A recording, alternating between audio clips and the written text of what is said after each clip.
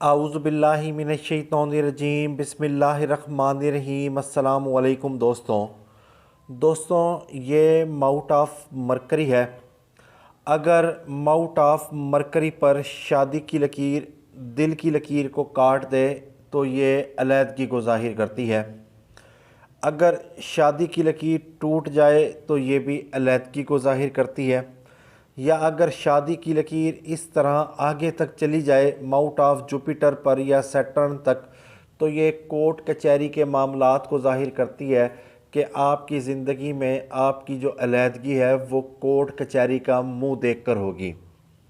अब जिनकी शादीशुदा ज़िंदगी ठीक नहीं होती वो सवाल पूछते हैं कि क्या मेरी शादीशुदा ज़िंदगी ठीक होगी या नहीं होगी, तो उनके हाथ पर इस तरह की अलामात मौजूद होती हैं जो कि अलहदगी को ज़ाहिर करती हैं। कुछ पामिस्ट उनको ये बता देते हैं कि हाँ जी आपकी अलहदगी हो जाएगी, जो कि बिल्कुल गलत करते हैं। जब आप किसी शख्स को ये बता दें कि आपकी अलहदगी हो जाएगी, वो फिर सुलह करने की कोशिश नहीं करता, वो मामलात को सॉर्ट आउट करने की कोशिश नहीं करता। वो सिर्फ़ इस बात का जहन बना लेता है कि मैं कुछ भी कर लूँ, मेरी तकदीर में सिर्फ़ यही बात लिखी है कि मेरी अलहदगी हो जाएगी। आप जैसा गुमान करते हैं अल्लाह पाक वैसे असबाब बना देता है।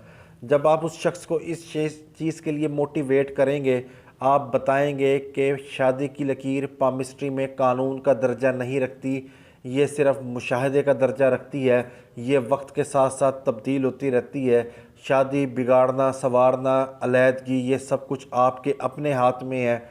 तो वो शख्स क्यों ना अपनी शादी को बचाने की कोशिश करेगा।